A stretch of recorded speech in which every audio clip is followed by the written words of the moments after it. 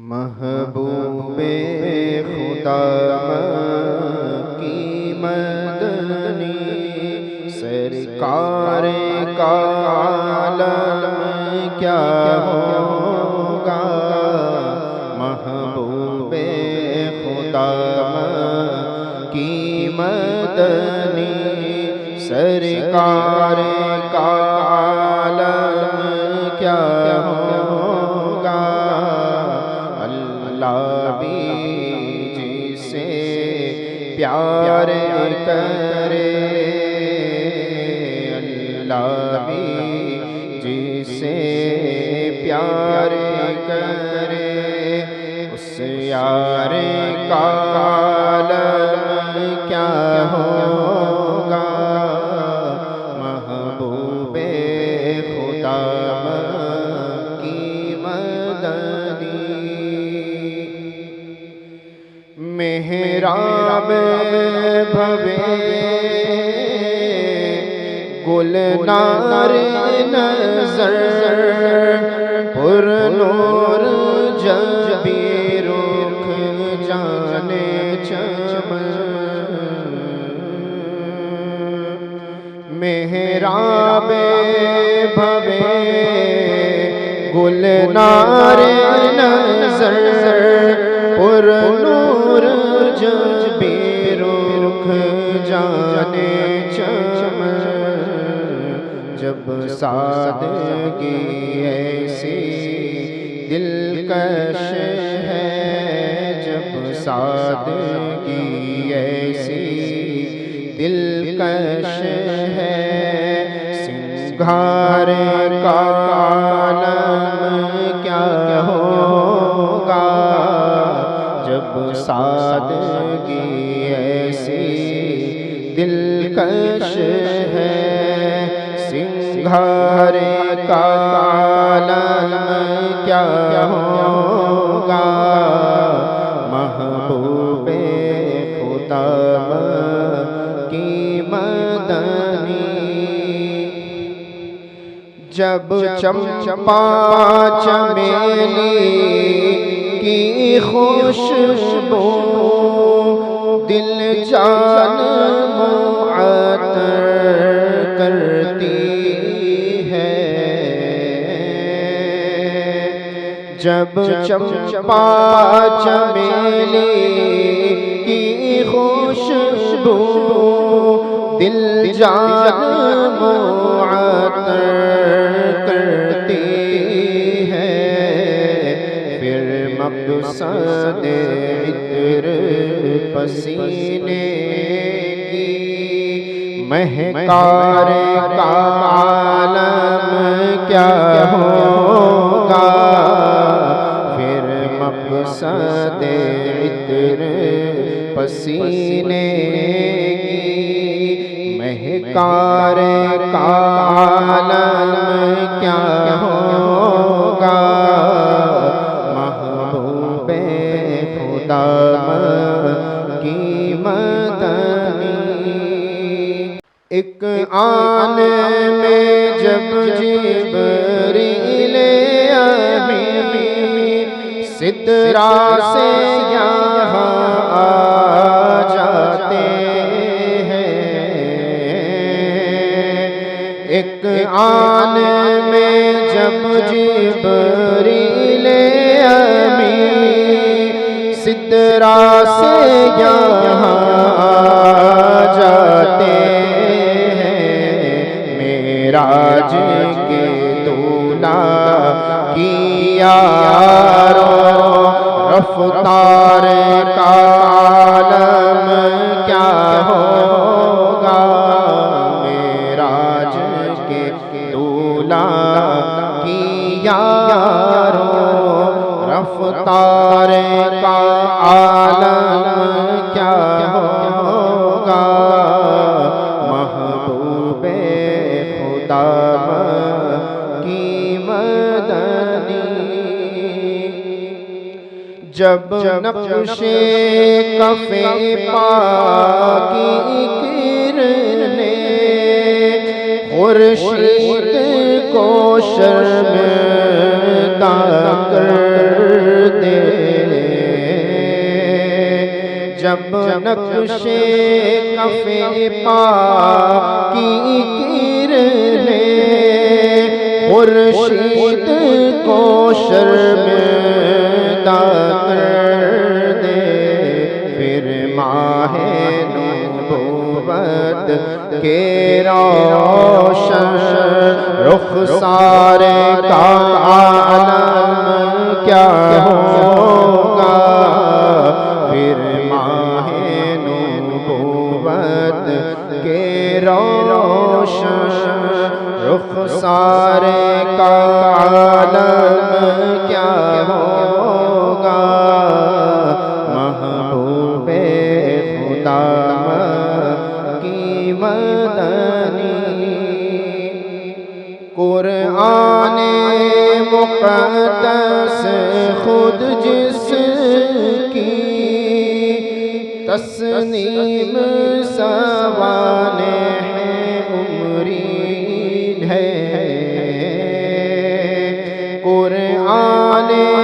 مقدس خود جس کی تسنیم سوانح عمری ہے، تم خود ہی کہو اس آقا کے کردار کا عالم کیا ہوگا، تم خود ہی کہو اس آقا کے کردار کا عالم کیا ہوگا، محبوب خدا کی مدنی، محبوب خدا کی مدنی، سرکار کا عالم کیا ہوگا، اللہ بھی جسے پیار کرے، اللہ بھی جسے پیار کرے، اس یار کا عالم کیا ہوگا، محبوب خدا کی مدنی۔ السلام علیکم۔ وعلیکم السلام ورحمۃ اللہ۔ جی علامہ صاحب فرمائیں۔ آج جو ہے شب قدر کے تعلق سے ہم اپنے ناظرین کو کچھ باتیں بتانے کا ارادہ ہے، تو آپ سے گزارش رہے گی کہ شب قدر کا کچھ تعارف اور اس کی کچھ اہمیت آپ جو ہے ہمارے ناظرین کو اجاگر فرمائیں۔ بسم اللہ الرحمن الرحیم۔ اللہ تبارک و تعالی نے قرآن کریم میں ماہ رمضان کریم کا تعارف کرواتے ہوئے ارشاد فرمایا، شہر رمضان الذی انزل فیہ القرآن، کہ رمضان کا مہینہ یہ وہ مہینہ ہے کہ جس میں قرآن کریم نازل کیا گیا، یعنی رمضان کی جو برکتیں ہیں اور اس کا جو مقام اور اس کا جو مرتبہ ہے، وہ قرآن کریم کے نزول کی وجہ سے اللہ تبارک و تعالیٰ نے اسے یہ درجات اور اس طرح فیوز و برکات کا منبع اور مرجع بنایا ہے، کہ اللہ تبارک و تعالیٰ نے اس میں ادا کیے جانے والے ایک فرض کو 70 فرضوں کے برابر اور نفل کو فرض کے برابر قرار دیا ہے۔ اور اس طرح ہم یہ دیکھتے ہیں کہ اللہ تبارک و تعالیٰ نے اس ماہ کریم کی جو فضیلت بیان فرمائی تو اس کی وجہ یہ بیان فرمائی کہ اس ماہ مبارک میں ہم نے رمضان کے جو روزے فرض کیے ہیں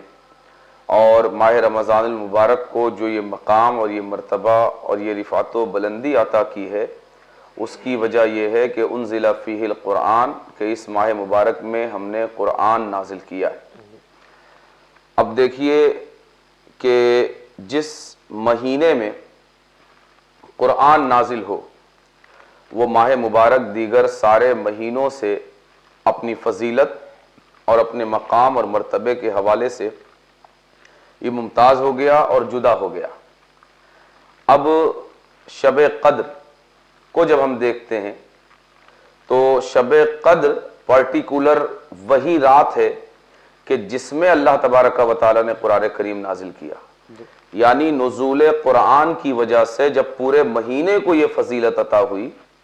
تو اس رات کا اندازہ لگائیے کہ خاص جس رات میں اللہ تبارک و تعالیٰ نے قرآن کریم نازل فرمایا، اللہ تبارک و تعالیٰ ارشاد فرماتا ہے اِنَّا أَنزَلْنَاهُ فِي لَيْلَةِ الْقَدْرِ، کہ ہم نے قرآن کریم کو شب قدر میں نازل کیا۔ تو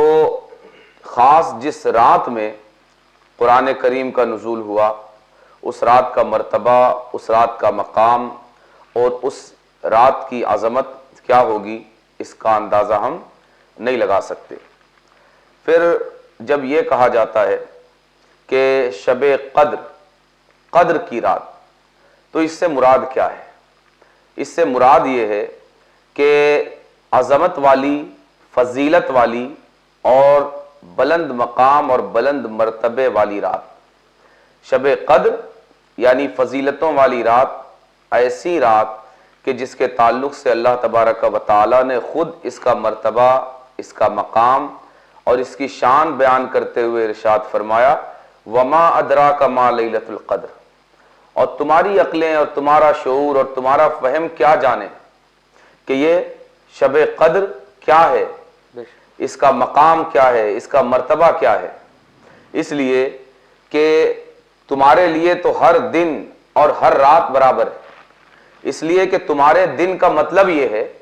کہ سورج نکلے اور تمہاری رات کا مطلب یہ ہے کہ سورج ڈوب جائے،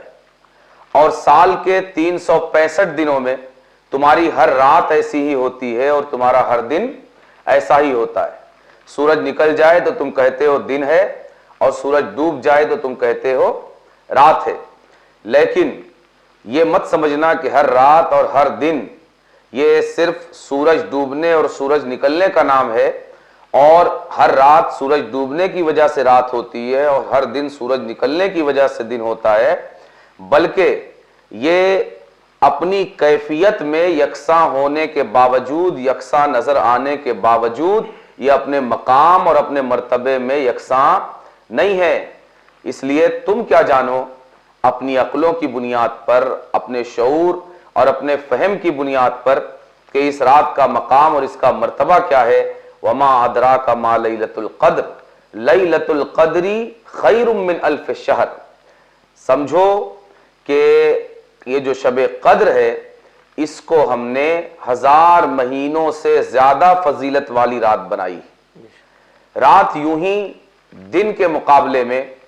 ایک بندے کے لیے اللہ تبارک و تعالیٰ کے قرب کا راستہ یہ آسان کر دیتی ہے اور اس راستے کو ہموار کر دیتی، اس لیے کہ رات جب اپنی تاریکیاں یہ عالم میں بکھیر دیتی ہے تو ایک سکون اور ایک اطمینان کا ماحول بندے کے لیے پیدا کر دیتی ہے، اور اس سکون کے ماحول میں بندہ اگر اپنے رب کے راستے پر چلنا چاہے اور رب کی قرب کی منزلیں طے کرنا چاہے تو یہ خود رات اس میں ممد اور معاون اور مددگار ہوتی۔ اور خاص کر ہم راتوں کے حوالے سے جب دیکھتے ہیں تو اللہ تبارک و تعالی نے راتوں کو بندوں کے حوالے سے جو مقام اور مرتبہ دیا ہے کہ جس طرح شب قدر ہے اسی طرح شب برات ہے، اور اسی طرح مختلف راتیں آتی ہیں جہاں اللہ تبارک و تعالی اپنے بندوں کو یہ ایک خاص طریقے کا چانس، ایک خاص طریقے کا موقع اور ایک خاص طریقے کا ایسا سسٹم عطا فرماتا ہے کہ جہاں وہ تھوڑا کر کے اس کی بارگاہ میں بہت زیادہ پا سکتے ہیں۔ انہی راتوں میں سے ایک عظیم رات یہ ہے کہ اللہ تبارک و تعالی نے بندوں کو شب قدر عطا فرمائی اور رمضان عطا فرمائے، اور پھر ایسی رات کہ جس میں اللہ تبارک و تعالی نے قرآن کریم نازل فرمایا، اور اس رات میں قرآن کریم جو نازل فرمایا تو اللہ تبارک و تعالی کا یہ احسان ہے کہ اللہ تبارک و تعالی نے بندوں کو اپنے قرب کے لیے دن کے بجائے رات میں مواقع عطا فرمائے کہ بندے جب تنہا اپنے رب کی بارگاہ میں اپنے گناہوں کا اقرار کر رہے ہوں، اپنے گناہوں پر پشیمانی اور شرمندگی کا اظہار کر رہے ہوں، تو وہاں تاریکی ان کے گناہوں کے اس اقرار کو اور اپنے جرم کے اس اقرار کو اپنے دامن میں ڈھانپ لے اور اپنے دامن میں چھپا لے، تو اللہ تبارک و تعالی نے اس طرح اس امت پر یہ عظیم احسان فرمایا کہ جہاں رمضان عطا فرمایا، وہیں رمضان کریم میں اللہ تبارک و تعالی نے ایک رات ہم مسلمانوں کو ایسی عطا فرمائی جس کے بارے میں اس نے خود ارشاد فرمایا خیر من الف شہر، کہ یہ وہ رات ہے جو 1000 مہینوں سے بہتر ہے۔ یعنی اس میں کی جانے والی عبادتیں یہ معمولی عبادت کے طور پر کاؤنٹ نہیں کی جائے گی، بلکہ اس میں ادا کی جانے والی ایک عبادت یہ 1000 مہینوں میں کی جانے والی عبادتوں سے اور 1000 مہینوں میں ادا کیے جانے والے اعمال سے بہتر شمار کیے جائیں گے۔ ابھی آپ نے ارشاد فرمایا کہ اللہ تبارک و تعالیٰ نے اس رات میں قرآن مجید کا نزول فرمایا، مگر چونکہ قرآن مجید تو پورا 23 برس میں نازل کیا گیا ہے، تو اس رات میں قرآن مجید کی نزول کا کیا مقصد ہے؟ جی، اللہ تبارک و تعالیٰ نے قرآن کریم کے حوالے سے نبی کریم صلی اللہ علیہ وآلہ وسلم کو یہ معجزہ بھی عطا فرمایا کہ قرآن کریم نبی کریم صلی اللہ علیہ وآلہ وسلم پر وقت، ضرورت اور حاجت کے مطابق جس طرح کے حالات پیش آتے، ان حالات کی مناسبت سے ان حالات کا حل اور ان حالات کی مناسبت سے حکم لے کر حضرت سرکار سیدنا جبریل علیہ السلام یہ بارگاہ رسالت میں تشریف لاتے، اور اس طرح یہ تقریباً 23 سال کی مدت میں نبی کریم صلی اللہ علیہ وآلہ وسلم پر قرآن کریم اسی طریقے سے کہ جب جس حکم کی ضرورت ہوتی قرآن کریم کا وہ حصہ لے کر حضرت جبریل بارگاہ رسالت میں حاضر ہو جاتے، اور اس طرح قرآن کریم کا یہ عظیم معجزہ ہے کہ مختلف اوقات میں نازل ہونے کے باوجود جب قرآن کریم کو یہ پڑھا جاتا ہے، اس کی تلاوت کی جاتی ہے، تو وہ ایک خاص نظم میں اس طرح پرویا ہوا نظر آتا ہے جیسے کسی لڑی میں موتیاں پرو دی گئی ہوں کہ باہم اس میں اس کی ہر آیت دوسری آیت سے، ہر سورت دوسری سورت سے، ہر پارہ دوسرے پارے سے اول اور آخر میں کسی طرح کا کوئی تفاوت، کسی طرح کا متبھید اور کسی طرح کی دوری نظر نہیں آتی، بلکہ پورا قرآن کریم ہمیں ایک لڑی میں موتیوں کی طرح پرویا ہوا نظر آتا ہے۔ اس مقام پر اللہ تبارک و تعالی نے جو ارشاد فرمایا کہ اِنَّا أَنزَلْنَاهُ فِي لَيْلَةِ الْقَدْرِ، یا رمضان کریم کا تعارف ارشاد فرماتے ہوئے یہ بیان فرمایا کہ شہر رمضان الذی انزل فیہ القرآن، کہ ماہ رمضان یہ وہ مہینہ ہے کہ جس میں قرآن نازل کیا گیا۔ تو یہاں پر نزول قرآن سے مراد یہ وہ نزول ہے جو اللہ تبارک و تعالی نے قرآن کریم کو لوح محفوظ سے آسمان دنیا پر نازل فرمایا، کہ لوح محفوظ سے یہ مکمل قرآن آسمان دنیا پر اتار دیا گیا، کہ جہاں سے حسب حکم اور حسب ضرورت حضرت سیدنا جبریل علیہ السلام قرآن پاک کا وہ مناسب حصہ لے کر کہ جس کی ضرورت بارگاہ رسالت میں ہو وہ لے کر بارگاہ رسالت میں آئیں اور نبی کریم صلی اللہ علیہ وآلہ وسلم پر قرآن کریم کے اس خاص حصے کی تلاوت فرمائیں۔ تو جو نبی کریم صلی اللہ علیہ وآلہ وسلم پر قرآن کا نزول ہے اس کی مدت تو تقریباً 23 برس ہے، لیکن یہاں پر جو یکبارگی قرآن کے نزول کے حوالے سے بیان کیا جا رہا ہے کہ ایک رات میں بیان اتار دیا، نازل کر دیا، یا ماہ رمضان کریم میں نازل کر دیا، تو اس سے مراد یہی ہے جو میں نے عرض کیا کہ لوح محفوظ سے آسمان دنیا پر، یعنی دنیا کی طرف سے جو پہلا آسمان ہے دنیا کی جانب سے، اس آسمان پر قرآن کریم کا اتارا جانا اور نازل کیا جانا۔ شب قدر کا جیسے کہ ابھی تذکرہ چل رہا ہے، تو شب قدر کے حوالے سے آپ یہ بتائیں کہ شب قدر کوئی مخصوص رات ہے یا پھر جو نا اللہ تبارک و تعالیٰ نے اسے پوشیدہ رکھا ہے؟ شب قدر اللہ تبارک و تعالیٰ نے ماہ رمضان کریم کے آخری 10 دنوں کی طاق راتوں میں یہ اسے پوشیدہ فرما دیا ہے کہ 21ویں شب بھی شب قدر ہو سکتی ہے، 23ویں شب بھی ہو سکتی ہے، اسی طرح 25ویں، 27ویں اور 29ویں شب بھی یہ شب قدر ہو سکتی ہے۔ اللہ تبارک و تعالی نے شب قدر کو متعین کرنے کے بجائے کہ پرٹیکولر اور خاص یہی رات شب قدر ہے، یہ عجیب بات ہے کہ اللہ تبارک و تعالی نے اس رات کو ماہ رمضان کریم کے آخری عشرے کی طاق راتوں میں پوشیدہ فرما دیا ہے۔ اب یہاں پر ہم جب غور کرتے ہیں تو عام طور سے ہمارے معاشرے میں جو ہم لوگوں کی نگاہ جاتی ہے اور ہم جو باتیں کرتے ہیں وہ یہ کہ اللہ تبارک و تعالی نے شب قدر کو پوشیدہ کر دیا، اللہ نے شب قدر کو چھپا دیا۔ لیکن میں یہ کہنا چاہتا ہوں کہ شب قدر پوشیدہ کیے جانے سے زیادہ متعین کر دی گئی۔ آپ اگر غور کریں گے تو آپ کو پتہ چلے گا کہ جتنے پہلو در پہلو اس کو کھول دیا گیا ہے اتنے پہلو در پہلو اس کو چھپایا نہیں گیا ہے۔ آپ دیکھیں گے کہ کھولنے کے کتنے پہلو یہاں پر ہیں۔ اللہ تبارک و تعالی اگر چاہتا تو اسے اتنا چھپا دیتا کہ بس یہ ارشاد فرماتا کہ تمہاری زندگی میں ایک مرتبہ ایک رات ایسی آئے گی جو شب قدر ہے۔ اب آپ دیکھیے کہ ایک بندے کی پوری زندگی میں اگر ایک رات شب قدر کے طور پر آتی تو بندے کو اس کا پا لینا یہ کتنا دشوار ہوتا۔ اسی طرح اگر اللہ تبارک و تعالی یہ ارشاد فرماتا کہ تمہاری زندگی میں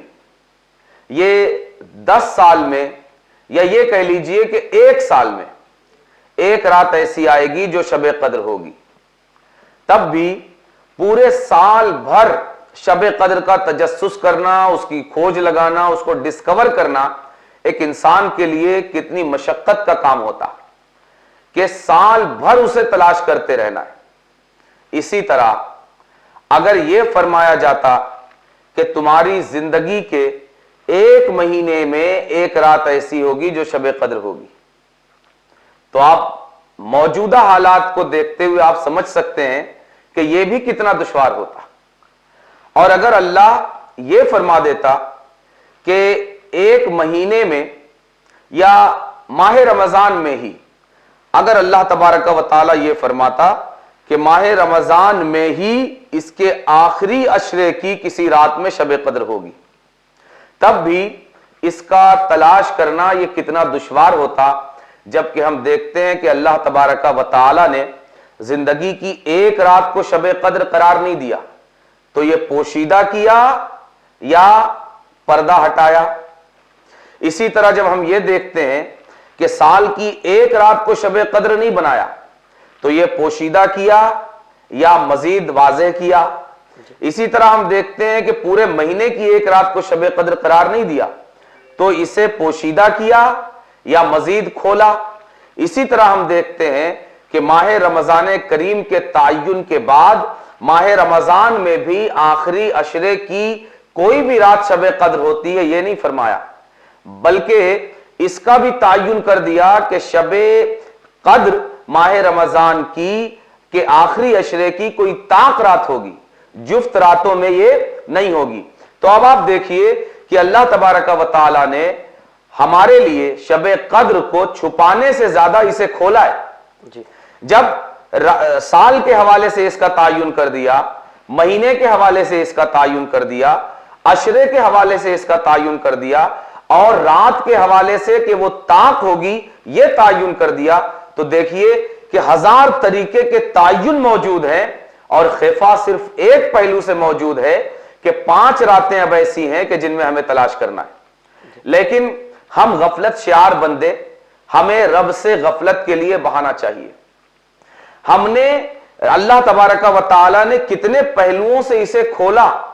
اس کی طرف ہم توجہ کرنے کے بجائے ہم اس ایک پہلو پر اپنی نظر اور ساری توجہ گاڑ کر رکھ دیتے ہیں جس پہلو سے اللہ تبارک و تعالی نے اس کو پوشیدہ کیا، جبکہ پوشیدہ جس پہلو سے کیا وہ صرف ایک پہلو ہے اور جس پہلو سے کھولا وہ کئی پہلو ہیں۔ تو یہ بھی اللہ تبارک و تعالی کا کرم کہ اس نے اتنے پہلوؤں سے کھول کر، اور یہ بھی کرم کہ ایک پہلو سے اس نے اس کو پوشیدہ فرما دیا۔ یہاں بھی کرم کا معاملہ یہ ہے کہ اللہ تبارک و تعالی، آپ کو پتا ہے کہ جس طرح ہمارے لیے تعین نہیں ہے، ایسا رب کی بارگاہ میں تو نہیں ہے کہ اللہ تبارک و تعالی بھی نہیں جانتا ہو کہ شب قدر کس رات میں ہے، نہیں، بلکہ اللہ تبارک و تعالی جانتا ہے۔ پھر آخر اس کا کیا فائدہ ہے کہ وہ متعین نہ کرے؟ وہ اگر متعین کر دے تو اس کا کوئی نقصان نہیں، اور اگر متعین نہ کرے تو اس کا کوئی فائدہ نہیں۔ پھر آخر اس کے پیچھے حکمت کیا ہے؟ جب ہم غور کرتے ہیں تو ہمیں پتہ چلتا ہے کہ اللہ تبارک و تعالی کی شان غفور الرحیمی اور شان کرم کا یہ تقاضا ہے کہ یہاں پر اس درجہ اور اس مقام پر کچھ خفا پیدا کر دیا جائے، کچھ پوشیدگی پیدا کر دیا جائے کہ اگر پورے سال کی ایک رات میں شب قدر کو پوشیدہ رکھا جائے تو بندے زیادہ مشقت میں پڑیں گے۔ پورے مہینے کی ایک رات میں اگر شب قدر کو پوشیدہ کر دیا جائے تو بندوں پر مشقت زیادہ ہوگی۔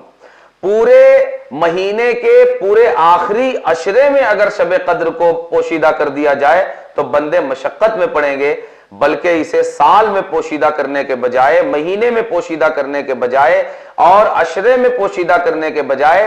صرف عشرے کی طاق راتوں میں پوشیدہ کر کے 5 راتیں ایسی متعین کر دی جائیں کہ جن میں بندے تلاش کریں، اور ان 5 راتوں میں بھی پوشیدہ اس شان کرم کا تقاضا ہے کہ کر دیا جائے کہ بندے پوری طرح غافل نہ ہوں، بلکہ کم از کم اس 5 رات کو اپنی عبادتوں کے ذریعے رب کے قرب کی تلاش میں، رب کے بارگاہ میں قبولیت کی تلاش میں، اپنے گناہوں پر شرمندگی کی کوشش میں، اپنے گناہوں کی بخشش کی کوشش میں، رب کی بارگاہ میں وہ اس کے کرم کی بھیک لینے کے لیے قیام کریں، رکوع کریں، سجود کریں، اس کی تسبیح بیان کریں، اس کی پاکی بیان کریں، اس کی حمد بیان کریں، اس کی تعریف کریں، اور جس طرح بھی ہو سکے کم از کم وہ اپنی ان 5 راتوں کو زندہ کر کے اور شب بیداری کر کے اور اپنی نیند کو اللہ کے لیے قربان کر کے بارگاہ الہی میں حاضر ہو کر کم از کم وہ 5 راتوں میں جاگنے کا ثواب حاصل کریں، اور جب ان 5 راتوں میں جاگیں گے تو شب قدر ضرور انہیں میسر آئے گی۔ اس طرح ہم دیکھتے ہیں کہ اللہ نے کھولا زیادہ، پوشیدہ کم کیا، اور پوشیدہ جہاں کیا بھی تو یہ بھی اس کی شان کریمی اور بندوں پر احسان ہے کہ کھولنا بھی اس کا احسان اور پوشیدہ کرنا بھی اس کا احسان۔ جیسے کہ ابھی شب قدر کے تعلق سے آپ نے ارشاد فرمایا کہ یہ شب قدر متعین نہیں ہے، مقرر نہیں ہے، مگر ہمارے معاشرے میں جو ہے نا اس کو ایک مقرر رات کے طور پر جو ہے نا دیکھا جاتا ہے، تو اس پر آپ کیا کہنا چاہیں گے؟ دیکھیے، جب اللہ اور اس کے رسول صلی اللہ علیہ وآلہ وسلم نے متعین نہیں کیا تو وہ متعین نہیں ہے۔ البتہ بعض بزرگان دین نے اپنے تجربات اور اپنے ساتھ پیش آنے والے واقعات کی روشنی میں یہ بیان کیا ہے کہ ممکنہ طور پر یہ شب قدر ہو سکتی، مگر ان کے تجربات کی بنیاد پر انہوں نے یہ نہیں کہا کہ دوسری راتوں سے پوری طرح یہ امکان ختم ہو گیا کہ وہ راتیں شب قدر نہیں ہو سکتی اور صرف یہی رات متعینہ طور پر شب قدر ہے، مگر ہم غافل لوگوں نے، ہم کو تو ایک بہانہ ہاتھ آ گیا، ہم نے ان کے تجربات اور ان کے فرامین کا مس یوز اس طرح کیا کہ باقی ساری راتوں کو ہم نے پوری طرح چھوڑ دیا اور صرف ایک رات کو متعینہ طور پر یعنی 27ویں شب کو ہم نے متعینہ طور پر شب قدر کے لیے چن لیا۔ مگر ہمیں یہ یاد رکھنا چاہیے کہ شب قدر کس طاقت میں ہے یہ علم غیب ہے، اسے یا تو اللہ جانے یا اللہ کے بتانے سے نبی کریم صلی اللہ علیہ وآلہ وسلم جانے۔ پھر نبی اگر اس علم کو آگے بڑھائیں گے تو وہ امت تک پہنچے گا، اور اگر آگے نہیں بڑھائیں گے تو امت تک نہیں پہنچے گا۔ اور ہم نے دیکھا کہ نبی کریم صلی اللہ علیہ وآلہ وسلم نے اس علم کو اپنی امت تک آگے نہیں بڑھایا اور آپ نے متعین نہیں کیا، اور جب آپ نے متعین نہیں کیا تو اس میدان میں آخری بات یہی ہے کہ شب قدر کے لیے کوئی خاص رات متعین نہیں ہے، بلکہ جتنا امکان، جتنی پاسیبلٹی شب قدر ہونے کی 27ویں شب میں ہے اتنی ہی پاسیبلٹی اور اتنا ہی امکان 21ویں میں بھی ہے، 23ویں میں بھی ہے، 25ویں میں بھی ہے اور 29ویں میں بھی ہے۔ اس لیے اپنی خواہش کی بنیاد پر اللہ اور رسول کی مرضی کے خلاف 27ویں شب کو متعین کر لینا یہ صرف غفلت کا نتیجہ ہو سکتا ہے، کچھ اور نہیں۔ اس لیے اس مقام پر میں مسلمان بھائیوں سے یہی عرض کرنا چاہوں گا کہ بجائے اس کے کہ آپ اپنی مرضی سے اللہ اور رسول کے خلاف کھڑے ہو کر یہ 27ویں شب کو بطور شب قدر متعین کریں، بلکہ آپ 27ویں شب کو شب قدر کے طور پر متعین کرنے کے بجائے آپ 21ویں، 23ویں، 25ویں اور 29ویں شب کو بھی شب قدر کا اتنا ہی امکان سمجھیں کہ جتنا آپ 27ویں شب میں سمجھتے ہیں۔ اگر اس طرح اگر آپ شب قدر کا امکان ہر طاق رات میں لیں گے، تب ہم اللہ اور اس کے رسول صلی اللہ علیہ وآلہ وسلم کی مرضی کے مطابق شب قدر کے ساتھ معاملہ کر پائیں گے۔ اور پھر آپ یہ دیکھیے کہ نبی کریم صلی اللہ علیہ وآلہ وسلم نے شب قدر کو تلاش کرنے کا حکم دیا ہے۔ یہ تلاش کرنا کب ہوگا؟ جب ظاہر ہے کہ وہاں ایک رات کو متعین نہیں کیا جائے گا بلکہ متعدد راتیں ہوگی، تو ظاہر ہے کہ ہم کو تلاش کرنے کے لیے بھی 21ویں، 23ویں، 25ویں، 27ویں اور اسی طرح 29ویں ان ساری راتوں کو امکانی طور پر شب قدر سمجھ کر لینا ہوگا۔ اور جب ہم امکانی طور پر ان 5 راتوں کو شب قدر کے طور پر لیں گے، تبھی نبی کریم صلی اللہ علیہ وسلم کا منشا اور آپ کی مرضی پوری ہوگی کہ شب قدر کو ان 5 راتوں میں تلاش کیا جائے۔ اور شب قدر کو ان 5 راتوں میں جب تلاش کریں گے تو اللہ تبارک و تعالی ہم پر یہ کرم فرمائے گا کہ جب ہم 5 راتوں کو شب قدر کے طور پر لیں گے تو اللہ تبارک و تعالی کے کرم سے ہمیں شب قدر ضرور ملے گی اور ضرور عطا ہوگی۔ اب دیکھیے کہ اس تلاش کی اہمیت کتنی اور یہ کتنا غیر متعین امر ہے کہ اگر اس تلاش کی اہمیت نہیں ہوتی تو کبھی بھی اعتکاف مشروع نہیں ہوتا۔ کہ نبی کریم صلی اللہ علیہ وسلم نے رمضان کریم میں 3 اشروں میں اعتکاف فرمایا، اور آپ اس کی حکمت اور وجہ یہ بیان کرتے ہیں کہ یہ اعتکاف میں اس لیے میں نے کیا تاکہ میں شب قدر کو تلاش کروں۔ پہلے 10 دن میں نے تلاش کیا، شب قدر نہیں پائی، دوسرے 10 دن میں تلاش کیا، شب قدر نہیں پائی، تیسرے 10 دن میں تلاش کیا تو تیسرے 10 دنوں میں نے شب قدر پائی۔ یعنی اعتکاف کی سنیت کی حکمت بھی یہی ہے کہ اعتکاف میں اللہ کے گھر میں، اللہ کی بارگاہ میں، اس کے در پر معتکف ہو کر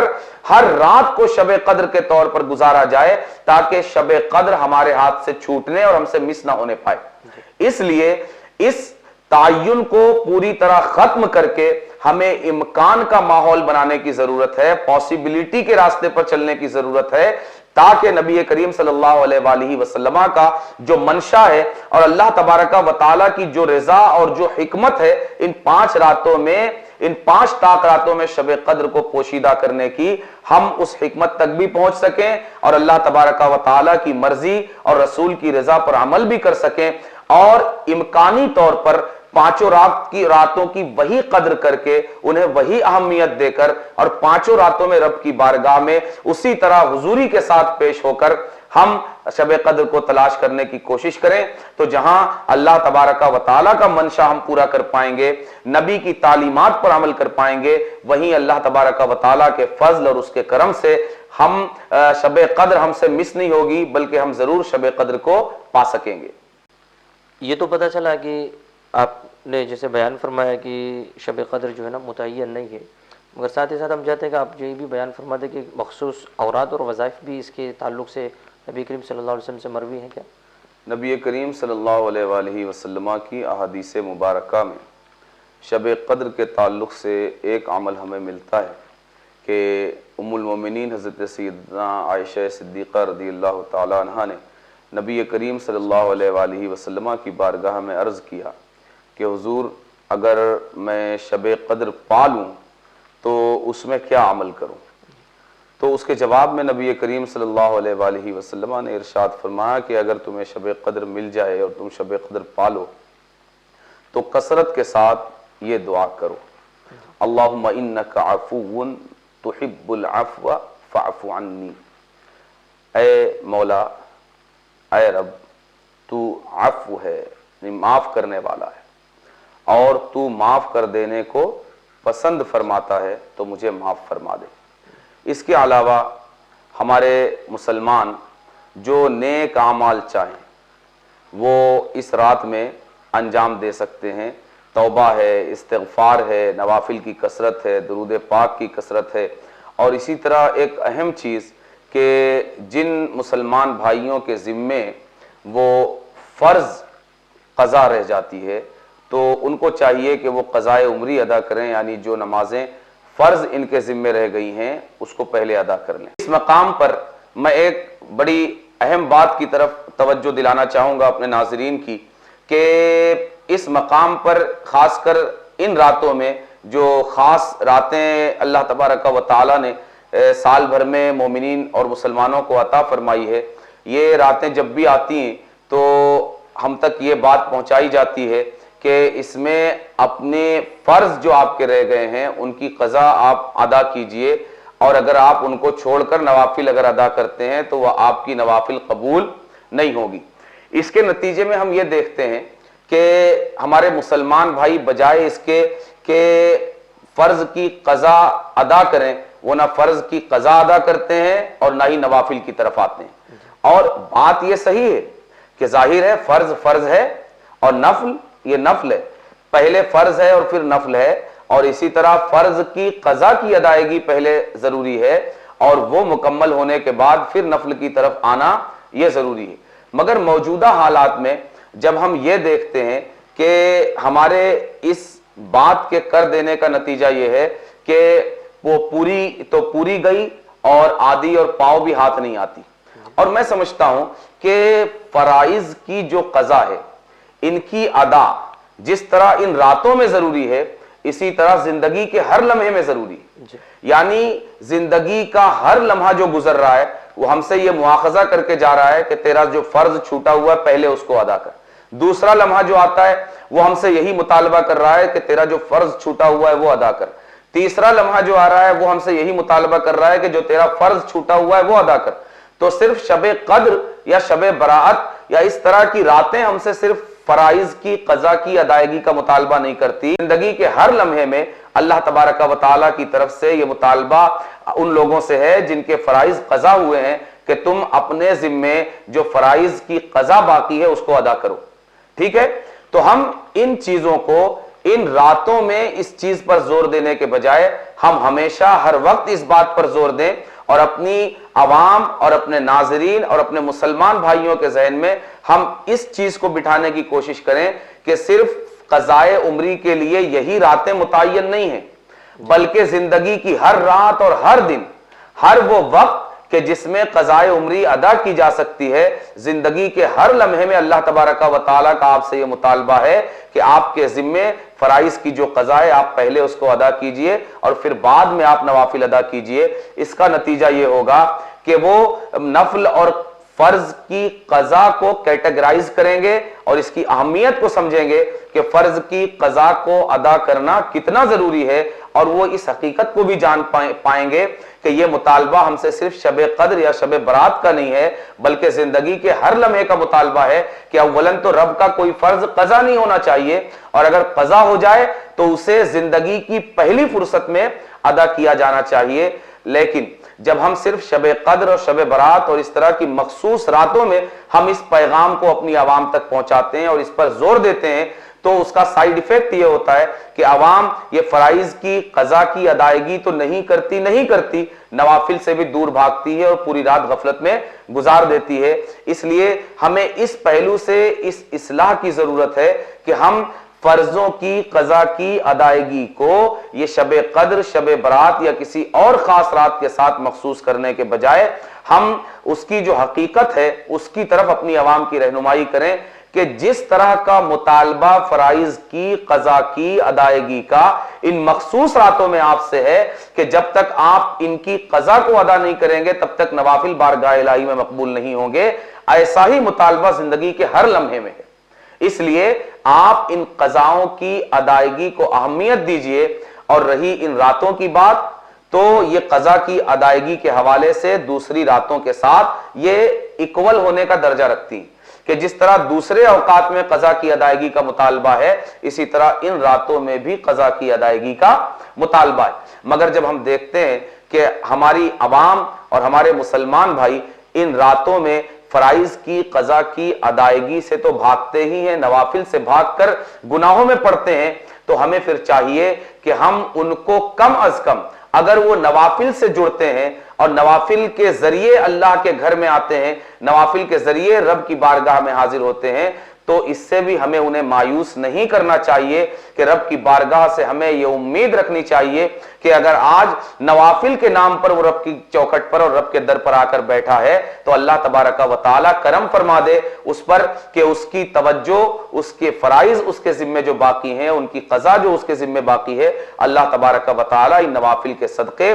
ان فرائض کی ادائیگی کی بھی توفیق عطا فرما دے کہ کم از کم ان نوافل کے ذریعے وہ غفلت بھری زندگی سے، گھومنے سے پھرنے سے، غیبت، چغلی اور نفرت پیدا کرنے والی باتوں سے بچ کر کم از کم اللہ کے گھر میں تو بیٹھا ہوا ہے، یا مصلی پر تو بیٹھا ہوا ہے، یا ذکر، اذکار، تسبیح اور درود میں تو اس کی مصروفیت ہے۔ میں سمجھتا ہوں کہ سڑکوں کے کنارے بیٹھنے، ہوٹلوں میں بیٹھ کر فقاہیاں کرنے سے زیادہ بہتر یہ ہے کہ وہ اللہ کے گھر میں بیٹھ کر یا مصلی پر بیٹھ کر رب کے ذکر اور رب کی تسبیح اور رب کی بارگاہ میں استغفار میں مصروف ہو۔ ہمیں امید ہے کہ اگر یہ بندہ ان برائیوں سے بچ کر نوافل ہی کے بہانے صحیح اگر اللہ تبارک و تعالیٰ کے در سے اس کی وابستگی ہے تو انشاءاللہ اس کو ایک دن یہ توفیق ضرور ہوگی اور اس کی آنکھیں کھلے گی کہ نوافل سے پہلے یہ اپنے ان فرائض کی قضا کو ادا کرے جو اس کے ذمے